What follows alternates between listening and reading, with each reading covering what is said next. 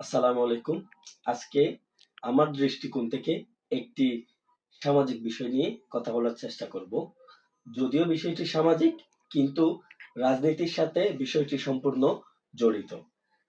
সম্প্রতি দেখা যাচ্ছে বিভিন্ন দর্শনীয় স্থান, বাজার কিংবা জনবহুল যেকোনো জায়গাতে গিয়ে সাংবাদিক কিংবা কন্টেন্ট ক্রিয়েটর সাধারণ মানুষজন সহ সর্বস্তরের মানুষজনকে আপনি কোন মার্কায় ভোট দিবেন, আপনার মার্কা কি, এই ধরনের প্রশ্ন করে যাচ্ছে। কিন্তু একটা বিষয় যদি আপনারা লক্ষ্য করেন, সেটা দেখা যাবে বাংলাদেশের রাজনীতি অস্থিতিশীল। যার কারণে যে মানুষটা আজকে ক্যামেরার সামনে তার মতামতটা প্রকাশ করলো, সেই মানুষটার জন্য আগামীতে এই উত্তর দেওয়াটা কোনো বিপদের কারণ হতে পারে কিনা, সেই জিনিসটা আমাদেরকে চিন্তা করতে হবে।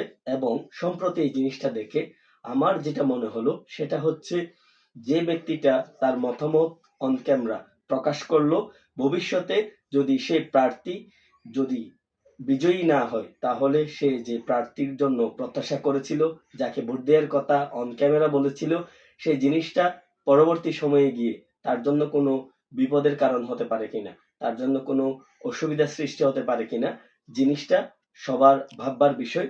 তাই সবার প্রতি বিশেষ অনুরোধ থাকবে, সাধারণত গ্রামাঞ্চলের মানুষজন খুবই সহজ সরল থাকে, তাদের মনে কোনো বিদ্বেষ থাকে না।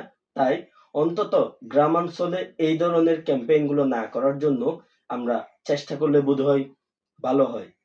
সবাইকে অসংখ্য ধন্যবাদ। আসসালামু আলাইকুম।